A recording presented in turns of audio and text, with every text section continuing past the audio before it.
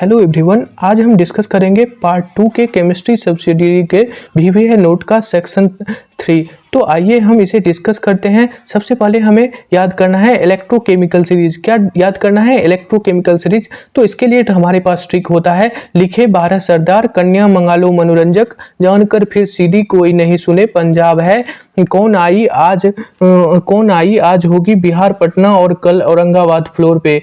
तो ये ट्रिक है। इसके बाद Li4 क्या होता है? लिथियम।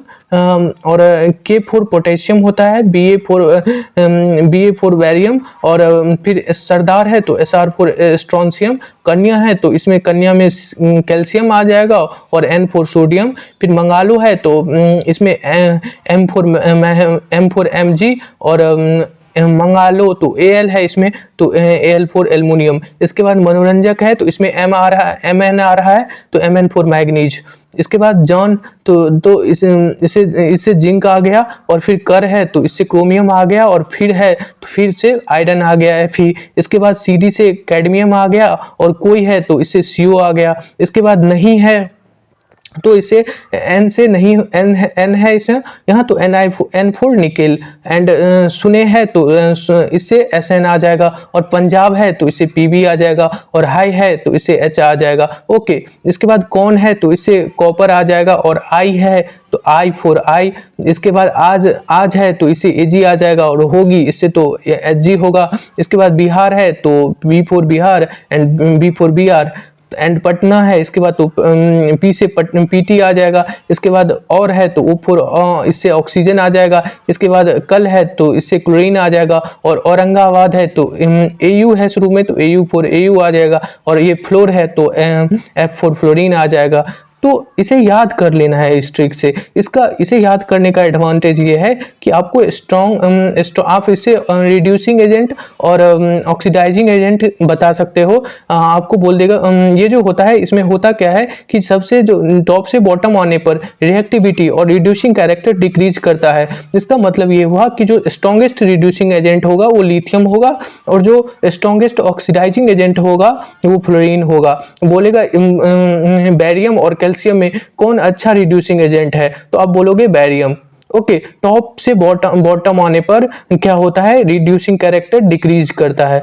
तो इसका मतलब ये हुआ कि फ्लोरीन का सबसे ज्यादा ऑक्सीडाइजिंग कैरेक्टर होगा फ्लोरीन के पास। ओके, तो इससे हम रिड्यूसिंग बिहेवियर और ऑक्सीडाइजिंग बिहेवियर बता सकते हैं और उसे कंपेयर कर सकते हैं। ओके, अब हम नेक्स्ट टॉपिक पर आते हैं। स्ट्रॉन्ग इलेक्ट्रोलाइट क्या है? स्ट्रॉन्ग इलेक्ट्रोलाइट है तो ऑलमोस्ट कंप्लीटली डिजॉल्व होता है वो वाटर में। क्या होता है? ऑलमोस्ट डिजॉल्व होता है वाटर में, कंप्लीटली डिजॉल्व रहता है वाटर में, like HCl, HBr, H2SO4 ETC। इसके बाद ये 3 तरह के होते हैं। कितने तरह के होते हैं? 3 तरह के होते हैं, स्ट्रॉन्ग एसिड, स्ट्रॉन्ग बेस और soluble salt. Strong acid example HiHCl, H2SO4, H2SO4, HClO4। Strong base NaOH, KOH, CSOH, RbOH, और soluble salt KCl, NaNO3, NH4Cl ETC। इसके बाद जो वीक इलेक्ट्रोलाइट होते हैं ये पार्शियली डिजॉल्व होते हैं वाटर में, मींस पार्शियली आयोनाइज्ड होते हैं वाटर में। इसके बाद वीक एसिड भी 3 तरह के होते हैं, वीक एसिड, वीक इलेक्ट्रोलाइट भी 3 तरह के होते हैं, वीक एसिड, वीक बेस और इनसॉल्युबल साल्ट। वीक एसिड के example HF, HCN, H2CO3, H3PO4, CH3, COOH। Weak base का example NH4OH, RNH2, N2HO4। Insoluble salt AgCl, AgBr, PbSO4, BaCO3। तो ये सब आएंगे ना, तो ये वीक इलेक्ट्रोलाइट होंगे। ओके, इसके बाद हम बहुत ही इंपॉर्टेंट पॉइंट है विल्कन्स कैटलिस्ट जो होता है। विल्कन्स कैटलिस्ट जो होता है उसमें रोडियम का यूज होता है। किसका यूज होता है? रोडियम का। इसका कॉमन नेम होता है क्लोरिडोटरिस ट्राइफिनाइल फॉस्मिन रोडियम। तो इसमें रोडियम का यूज होता है, और इसका ये याद रखना है RHCl होल थ्राइस, ये ध्यान में रखना है। ओके, तो ये pH इसमें क्या होता है? फिनाइल होता है। तो अब नेक्स्ट पेज पर आते हैं। नेक्स्ट पेज हमारे पास है रेडियो एक्टिविटी। रेडियो एक्टिविटी में हमें डिस्कस करना होता है अल्फा, बीटा और गामा रेज। क्या डिस्कस करना होता है? अल्फा, बीटा और गामा रेज। तो आइए अल्फा, बीटा और गामा रेज को डिस्कस करते हैं। इसमें जो सबसे इसके प्रॉपर्टीज को, ये टेबल बहुत ही इंपॉर्टेंट है, इसे याद कर लेना है हमेशा के लिए। ओके, तो आइए हम इसे डिस्कस करते हैं। तो अल्फा रेज का चार्ज क्या होता है? अल्फा रेज पर चार्ज होता है 2 unit of positive charge, means 1 unit of positive charge means plus 1.6 into 10 to the power minus 19। तो 2 यूनिट ऑफ पॉजिटिव चार्ज है means 2 into 1.6 into 10 to the power minus 19, तो आ जाएगा plus 3.2 into 10 to the power minus 19 coulomb. इसके बाद beta raise क्या होता है? 1 यूनिट ऑफ नेगेटिव चार्ज इस पर होता है means minus 1.6 into 10 to the power minus 19 coulomb इस पर चार्ज होते हैं। गामा रेज क्या होता है? न्यूट्रल होता है। इसके बाद मास क्या होते हैं अल्फा रेज के? 4 mu होते हैं। 1 mu का वैल्यू होता है 1.6 into 1.66 into 10 to the power minus 27 kg। तो 4 mu होगा तो 4 से मल्टीप्लाई करेंगे, तो 4 into 1.66 into 10 to the power minus 27 को मल्टीप्लाई करेंगे तो आएगा 6.6 into 10 to the power minus 27 kg। इसके बाद बीटा रेज का मास क्या होता है? 9.1 into 10 to the power minus 31 kg। और गामा रेज क्या होता है? नॉर्मली मास लेस होता है गामा रेज। इसके बाद इसका जो आइडेंटिटी होता है अल्फा रेज का आइडेंटिटी क्या होता है? हीलियम न्यूक्लियस होता है ये He24। क्या होता है? He24 बहुत ही इंपॉर्टेंट है ये दोनों, इसे ध्यान में रखना है। He24 helium nucleus, okay helium nucleus होता है, He24 होता है। और बीटा रेज का क्या होता है? E-10। क्या होता है? E-10, okay. गामा रेज क्या होता है? ये हाई एनर्जी इलेक्ट्रोमैग्नेटिक वेव्स होता है, ओके। इसके बाद स्पीड क्या होता है? अल्फा रेज का स्पीड होता है 1/10 of the speed of the light. जो स्पीड ऑफ लाइट क्या होता है? 3 into 10 to the power 8 metre पर सेकंड, तो उसका 1/10 रहता है अल्फा रेज का स्पीड। इसके बाद बीटा रेज का स्पीड क्या होता है? Nearly equal to speed of light के इक्वल होता है लगभग। और जो गामा रेज होता है इसके बाद गामा रेज क्या होता है? गामा रेज का speed equal to speed of light होता है, मतलब 3 into 10 to the power 8 metre पर सेकंड होता है। इसके बाद पेनिट्रेटिंग पावर पर आते हैं। पेनिट्रेटिंग पावर में अल्फा रेज का मिनिमम होता है। इसके बाद बीटा रेज का इंटरमीडिएट रहता है 100 times that of gamma particles का 100 टाइम्स होता है बीटा रेज का, ओके। और गामा रेज का कितना होता है? गामा रेज का मिनिमम होता है। देखिए ये दोनों अपोजिट हैं, पहले मिनिमम है फिर इंटरमीडिएट है फिर ज्यादा है। इसमें क्या है? मैक्सिमम है सबसे पहले, फिर इंटरमीडिएट है फिर मिनिमम है। तो इजी है, ऐसे सोच के याद करेंगे तो इजीली हो जाएगा मेमोराइज, ओके। इसके बाद हम आते हैं अल्फा पार्टिकल इमिशन पर। अल्फा पार्टिकल इमिशन क्या होता है? इसमें अल्फा पार्टिकल इमिट होता है मींस He24 इमिट होता है। तो इसका एक रूल रहता है, क्या रूल रहता है कि जो एटॉमिक नंबर है और जो एटॉमिक नंबर है और जो मास नंबर है, Z क्या है? एटॉमिक नंबर है, A मास नंबर है, तो दोनों साइड एटॉमिक नंबर और मास नंबर बैलेंस होना चाहिए, ओके। तो यहाँ यदि अल्फा पार्टिकल इमिट हो रहा है और यहाँ एक वाई एलिमेंट है कोई, तो ये दोनों एटॉमिक नंबर और मास नंबर के बैलेंस होने के लिए क्या करना पड़ेगा? इसको यहाँ जो एटॉमिक नंबर रहेगा उससे 2 डिक्रीज करना पड़ेगा, तभी तो बैलेंस होगा ना। यहाँ Z है और यहाँ 2 आ गया है, तो जो भी यहाँ होगा एटॉमिक नंबर उससे 2 डिक्रीज करना पड़ेगा, तभी एटॉमिक नंबर जाके बैलेंस होगा, दोनों साइड तभी बराबर हो सकते हैं, ओके। तो ऐसे ही यहाँ 4 है तो इसलिए यहाँ जो मास नंबर है उसको 4 यूनिट डिक्रीज करना पड़ा है, ओके। तो bye the emission of alpha particle atomic number क्या होता है? नंबर ऑफ प्रोटॉन्स होते हैं, decreases bye 2 unit and mass number decreases bye 4 unit, okay. इसके बाद बीटा पार्टिकल क्या होता है? बीटा पार्टिकल का सिंबल क्या होता है? आइडेंटिटी क्या होता है? E-10, okay. तो बीटा पार्टिकल इमिट किए हैं तो रिएक्शन को बैलेंस करने के लिए यहाँ Z है और यहाँ -1 है, तो रिएक्शन को बैलेंस करने के लिए क्या करना पड़ेगा? यहाँ +1 करना पड़ेगा, तभी तो प्लस इसको जोड़ेंगे एटॉमिक नंबर को, तो +1 -1 कैंसिल हो जाएगा, Z आ जाएगा, इस साइड भी Z इस साइड भी Z। इसके बाद यहाँ 0 है तो यहाँ A हो सकता है, इधर भी A, लेफ्ट साइड भी A रहेगा, राइट साइड भी A रहेगा, तो बैलेंस रहेगा। तो क्या होता है? Beta by emission of beta particle mass number remain same, mass number same रहता है बट एटॉमिक नंबर इंक्रीज करता है 1 यूनिट से, ओके। तो एटॉमिक नंबर इंक्रीज कर रहा है यहाँ 1 यूनिट से। इसके बाद गामा पार्टिकल इमिशन में क्या होता है? There is no change in atomic number and mass number by emission of gamma particle, okay. तो आइए हम नेक्स्ट पेज को समझते हैं। नेक्स्ट पेज में हम हाल्फ लाइफ से समझेंगे। हाल्फ लाइफ क्या होता है? It is the time in which half of the radioactive substance will disintegrate. Okay, T half is equal to formula क्या होता है? 0.6931 बाई के क्या है? डी के कॉन्स्टेंट है। इसके बाद इसका यूनिट होता है वो ईयर और डे में होता है। इसके बाद एक और बहुत ही इंपॉर्टेंट फॉर्मूला है, N T is equal to N nought into 1/2 power N. N क्या है? नंबर ऑफ हाल्फ लाइफ्स है। एन टी क्या है? अमाउंट आफ्टर टाइम टी है। और एन नोट क्या है? इनिशियल अमाउंट है। ओके, इसके बाद binding energy is equal to होता है delta M into C a square. Delta M क्या है? Z into mass of proton. Z क्या है? एटॉमिक नंबर है। इसके बाद into Z into mass of proton plus A minus Z. A minus Z क्या होता है? Number of neutron. तो number of neutron into mass of neutron minus mass of nucleus. ये जो छोटा एन है ये बोल रहा है कि मास ऑफ न्यूट्रॉन, और ये जो कैपिटल एन है ना उसका मतलब होता है मास ऑफ न्यूक्लियस। तो इसे याद करना है, बेंडिंग एनर्जी का फॉर्मूला है ये।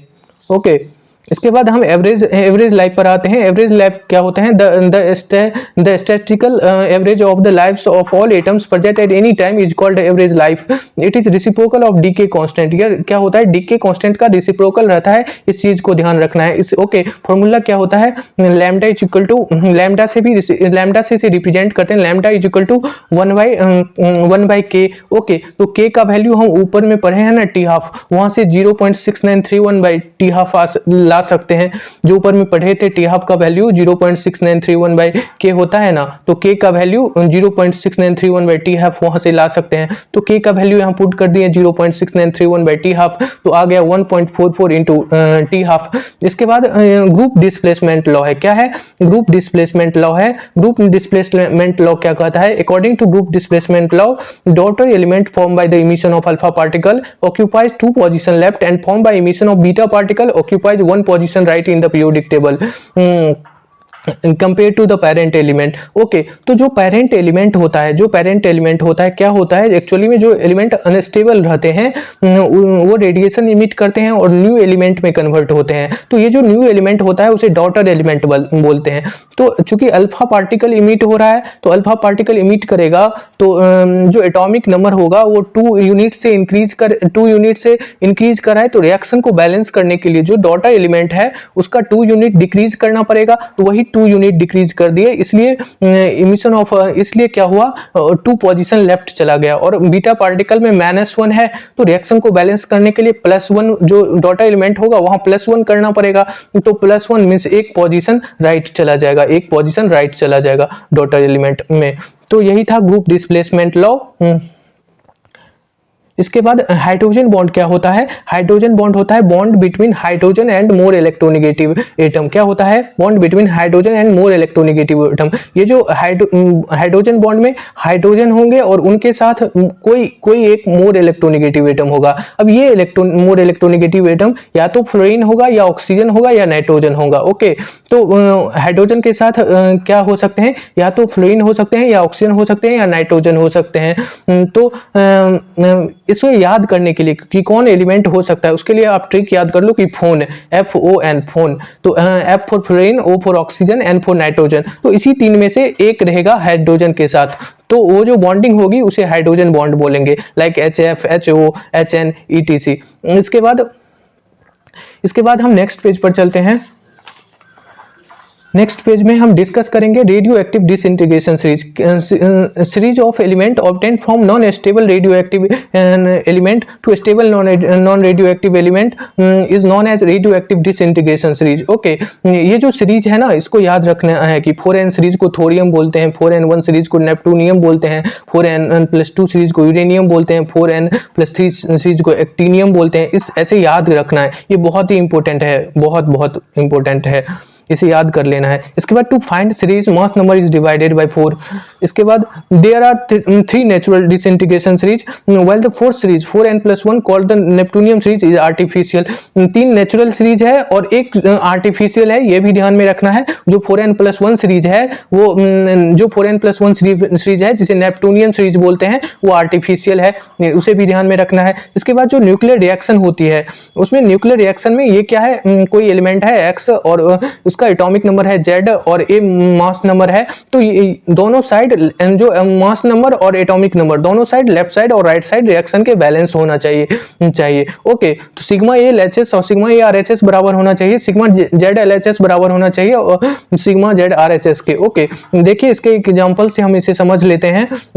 क्या है, कार्बन और नाइट्रोजन है, यहाँ E है -1 0 है, तो आपको यहाँ जो नाइट्रोजन होगा तो मेंटेन करना पड़ेगा। यहाँ 6 है तो यहाँ -1 था तो यहाँ 7 दिया, ताकि ये हो कि जो एटॉमिक नंबर है नीचे में वो बैलेंस रहे। 7 - 1 = 6 मतलब राइट साइड में 6 है, यहाँ भी लेफ्ट साइड में 6 है, यहाँ 14 है लेफ्ट साइड में, तो 14 + 0 14, तो राइट साइड में भी 14 है, लेफ्ट साइड में भी 14 है, तो रिएक्शन बैलेंस है।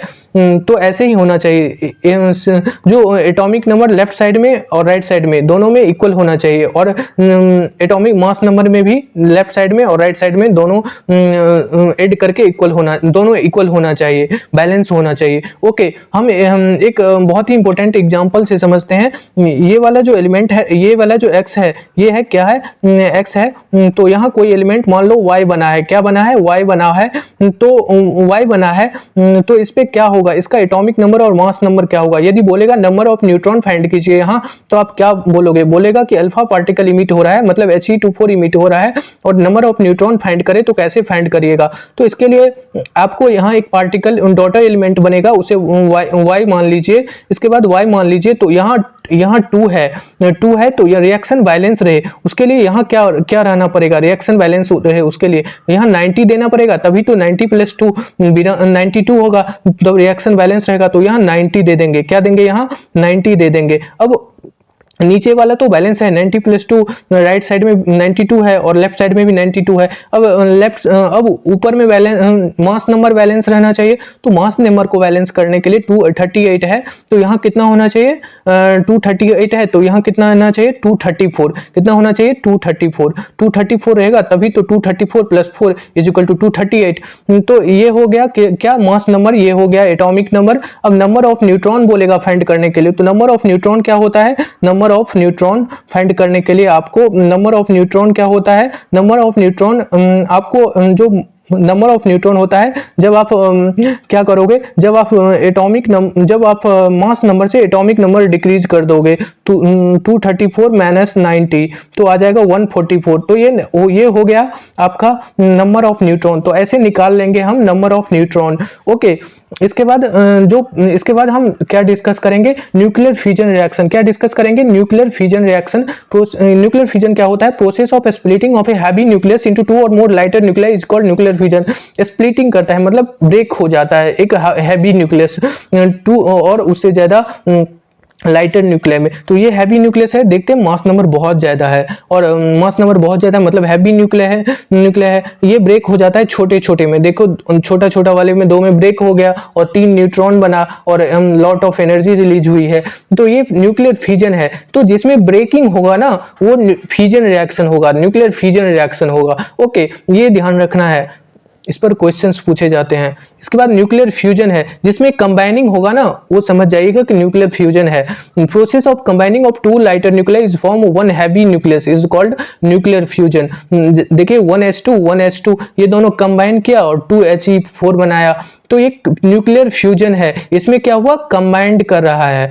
इसके बाद बहुत ही इंपॉर्टेंट पॉइंट है, isotope of cobalt is used in the treatment of cancer and ये बहुत ही इंपॉर्टेंट है, ध्यान में रखना है कि आइसोटोप ऑफ कोबाल्ट यूज किया जाता है कैंसर के ट्रीटमेंट में। और control rod use in nuclear reactor are made of boron and cadmium. Control rod में क्या यूज किया जाता है, बोरोन एंड कैडमियम। ओके, तो आइए हम नेक्स्ट पेज को समझते हैं। नेक्स्ट पेज में हम न्यूक्लियर स्टेबिलिटी को जानेंगे। क्या बोलते हैं, जो साइंटिस्ट ने पाया कि scientist found that the element having NYP ratio in between the 1 to 1.6 are stable, but those element having NYP ratio less than 1 और greater than 1.6 are found to be unstable and in order to become stable they emit radiation so radioactivity. ये बोला है कि यदि n से कम रहेगा, यदि NYP ratio 1 से कम रहेगा या 1.6 से ज्यादा छोटा रहेगा तो वो अनस्टेबल होगा। मीन्स N/P रेशियो 1 से 1.6 के बीच में होना चाहिए। ओके 1 भी आ जाएगा और 1.6 भी आएगा तो भी स्टेबल रहेगा। मतलब 1 से छोटा नहीं होना चाहिए और 1.6 से बड़ा नहीं होना चाहिए स्टेबल होने के लिए। ओके तो नंबर ऑफ न्यूट्रॉन क्या होता है? नंबर ऑफ न्यूट्रॉन क्या होता है? एटॉमिक इसके बाद बोल रहा है कि and in order to become stable they emit radiation. Stable होने के लिए रेडिएशन इमिट करता है और रेडियो एक्टिविटी शो करता है। इसके बाद नंबर ऑफ न्यूट्रॉन क्या होता है? Atomic mass of element minus number of proton. Number of proton क्या होता है? एटॉमिक नंबर होता है। लाइक कार्बन में फाइंड कर दीजिए, ये एटॉमिक, ये क्या है? एटॉमिक नंबर है, ये मास नंबर है। तो नंबर ऑफ न्यूट्रॉन क्या होता है? N4 number of neutron. Number of neutron क्या होता है? Mass number minus atomic number. तो 14 माइनस 6 तो 8 आ गया। तो प्रोटॉन क्या होता है? ये एटॉमिक नंबर ऑफ एलिमेंट होता है, एटॉमिक नंबर 6 है तो प्रोटॉन 6 हो जाएगा। तो N/P रेशियो फाइंड कर सकते हैं 8/6 तो 4/3 1.3 आएगा। इसके बाद 1.3 आएगा तो इसका मतलब क्या है? स्टेबल है। ओके 1 to 1.6 होना चाहिए ना। कितना होना चाहिए? N/P रेशियो 1 to 1.6 होना चाहिए। ओके इसके बाद साल्ट क्या है? Salt is form by neutralisation of an acid and base. क्या होता है? साल्ट फॉर्म होता है न्यूट्रलाइजेशन रिएक्शन से, जब एसिड और बेस रिएक्ट करती है। तो दो तरह के साल्ट फॉर्म होते हैं, सिंपल साल्ट और मॉलिक्यूलर एडिशन कंपाउंड। तो ये जो मॉलिक्यूलर एडिशन कंपाउंड है इसको दो कैटेगरी में बांटा गया है, डबल साल्ट और कोऑर्डिनेशन कंपाउंड। तो हमें तीन तरह के साल्ट पढ़ने हैं, सिंपल साल्ट, डबल साल्ट और कोऑर्डिनेशन कंपाउंड। सिंपल साल्ट क्या होता है? Simple salt is form by the neutralisation of an acid and base. KCl और HCl रिएक्ट करती है तो KCl प्लस H2O बनाता है। ओके तो इसका जो कैरेक्टर होता है वो simple salt ionizes in water and produces ion in solution. So इसका कैरेक्टर इसे ध्यान में रखना है। To solution of simple salt exhibit the properties of the its component ions। Okay मतलब इसका सॉल्यूशन जो होता है सिंपल साल्ट का वो प्रदर्शित करता है कंपोनेंट आयंस के प्रॉपर्टीज को। इसके बाद ये डबल साल्ट और कोऑर्डिनेशन कंपाउंड को भी डिस्कस करेंगे। तो ये जो सिंपल साल्ट डिस्कस किए हैं उसी के कुछ ये जो सिंपल साल्ट डिस्कस किए हैं इसके बाद आते हैं कोऑर्डिनेशन और कॉम्प्लेक्स कंपाउंड पर। ओके इसके बाद आते हैं कोऑर्डिनेशन और कॉम्प्लेक्स कंपाउंड पर। इसमें क्या होता है? कोऑर्डिनेशन कंपाउंड होता है the addition compound in which some of the constituent ions और molecules lose their identity and when dissolve in water they do not break up completely into individual ions are called coordination compound. इस definitions को याद कर लेना है। Okay the properties of their solutions are different than those of their constituent. इसे भी ध्यान में रखना है। इसका कैरेक्टर है like examples FeCN2 + 4KCN gives FeCN2.4KCN। इससे आ जाएगा K4 FeCN6। तो ये हो गया एग्जांपल लाइक CuSO4 + 4NH3 तो ये बनाएगा ये वाला coordination compound CuNH3 whole 4 SO4। इसके बाद पिछले वीडियो में मैंने कैटलिस्ट में कुछ चीजें स्किप कर दी थी, उसे देख लेते हैं। यह है कैटलिस्ट का एग्जांपल। तो ये प्रोसेस है और ये कैटलिस्ट है। किस प्रोसेस में कौन सा कैटलिस्ट यूज होता है? तो Ostwald process for manufacture of nitric acid. Nitric acid के लिए जो ऑस्टवाल्ड प्रोसेस होता है उसमें प्लेटिनाइज्ड एस्बेस्टस यूज करते हैं। कॉन्टैक्ट प्रोसेस जो होती है H2SO4 के प्रिपरेशन के लिए उसमें प्लेटिनाइज्ड एस्बेस्टस और V2O5 यूज करते हैं। इसके बाद डेकोन्स प्रोसेस होती है, इसमें CuCl2 यूज करते हैं। ये प्रोसेस Cl2 गैस बनाने के लिए यूज किया जाता है।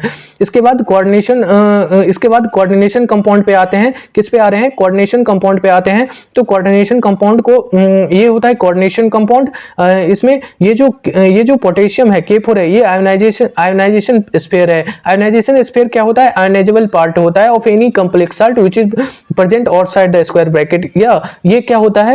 आयोनाइजेबल पार्ट होता है और स्क्वायर ब्रैकेट के और साइड प्रेजेंट होता है। ओके इसके बाद Fe क्या है? ये सेंट्रल मेटल एटम है। ये नॉर्मली डी ब्लॉक एलिमेंट होते हैं। कैसे होते हैं? D block element. क्यों? क्योंकि इसके पास वैकेंट डी ऑर्बिटल होते हैं जो इजीली क्या करता है, जब ligand lone pair of electron donate करता है तो इजीली एक्सेप्ट कर लेता है। ओके Cn क्या है? ये लिगेंड है और ये 6 क्या है? कोऑर्डिनेशन नंबर है। ओके 6 क्या है? कोऑर्डिनेशन नंबर है। कोऑर्डिनेशन स्फीयर क्या है? कोऑर्डिनेशन स्फीयर इसे बोलते हैं, ये जो ब्रैकेट है ना इसे बोलते हैं कोऑर्डिनेशन स्फीयर। ये नॉन आयोनाइजेबल पार्ट होता है। ओके इसके बाद लिगेंड का क्लासिफिकेशन को देखते हैं। ये on the basis of kinds of ligand present in the complex होता है दो तरह से, होमोलैप्टिक और हेटेरोलैप्टिक। कितने तरह से? होमोलैप्टिक और हेटेरोलैप्टिक। होमोलैप्टिक होता है complex in which metal is bond to only one kind of donor group. देखिए NH3 है, केवल एक तरह का डोनर ग्रुप प्रेजेंट है। तो इसे बोलते हैं होमोलैप्टिक। जबकि हेट्रोलैप्टिक होता है complex unit metal is bond to more than one kind of donor group. इसमें देखिए दो तरह के, एक तो ईएन है, एक सीएल है, दो टाइप का लिगेंड है ना, इथाइलिन डायमीन है और एक क्लोरीन है। तो दो तरह के यहाँ लिगेंड हैं, तो इसलिए इसे बोलते हैं हेट्रोलैप्टिक कॉम्प्लेक्स। इसके बाद CrNH3 होल 4 Cl2, इसमें भी एक NH3 है और एक Cl है, तो दो तरह के लिगेंड प्रेजेंट है, तो इसे बोलते हैं हेट्रोलैप्टिक। तो ये था आज का video. Thanks for watching, bye.